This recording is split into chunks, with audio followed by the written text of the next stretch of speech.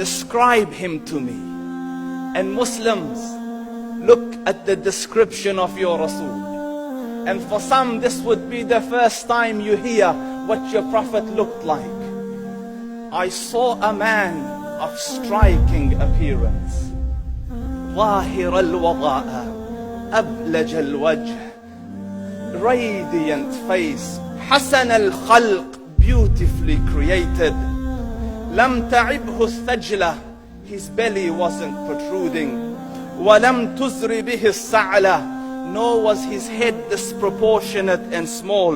وسيم قسيم, proportionate and delicate, finely made, a specimen of a creation. في عينيه دعج, in his eyes there was a contrast. The dark was immensely dark, the white was excessively white.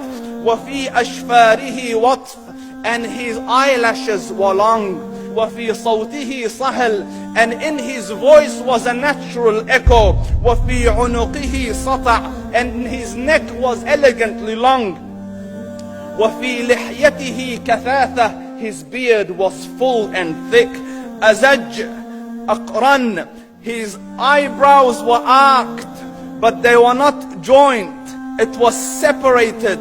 In summit فعليه الوقار, when he was silent, dignity covered him. وإن تكلم سماه وعلاه البهاء, and when he spoke it was audible and clear, almost commanding and overtaking. أجمل الناس وأبهاهم من بعيد, from afar the most striking and outstanding in appearance. وأحسنهم وأجملهم من قريب, and when he came near, the best of them and the most handsome of them in closeness. حلو المنطق, such an exalted and sweet level of logic. Like when he used to speak, it was so coherently logical, it was smooth and easy to understand. فصل لا نزر ولا هذر, he was to the point, not excessive nor too short. كأن منطقه خرزات نظم يتحدرن, his logic, his utterances, his words were like jewels coming out of a necklace, calculated, polished, one after the other, it would flow magically. ربعة, he was medium in height.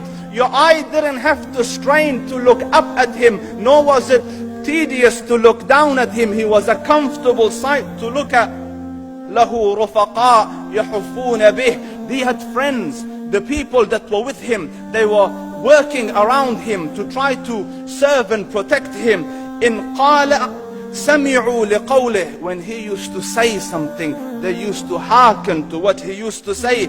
وإن أمر تبادروا إلى أمره, when he commanded, they used to compete to fulfill the command. This is Muhammad Rasulullah. This is Muhammad Rasulullah. Anas ibn Malik says, he says, I came out one night, I came out one night, it was the full moon night.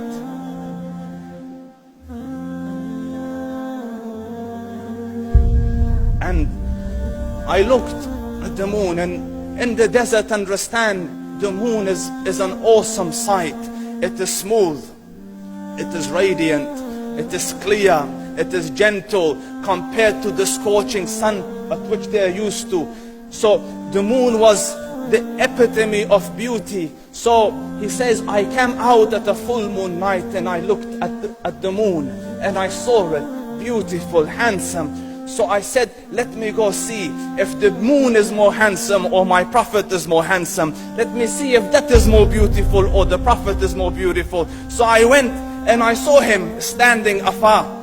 So I looked at his face and I looked at the moon, and I looked at his face, and I looked at the moon, and I looked at his face, and I looked at the moon, and he said, Wallahi, he was more handsome than the moon in its entirety.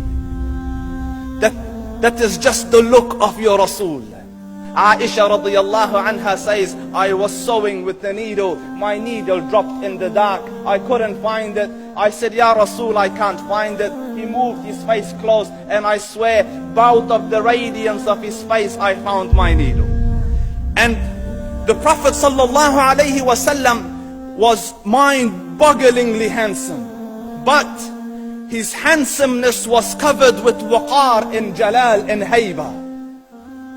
The Sahaba say, when we used to sit at his feet, two feelings conflicting would come on the heart.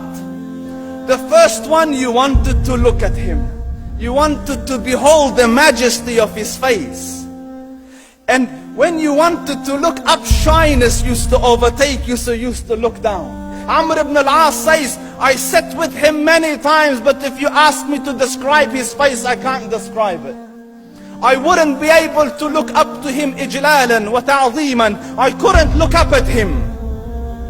And that is why he didn't have the problems that Yusuf alayhi salam had. Because it was difficult to penetrate the awe and the splendor of the Rasul.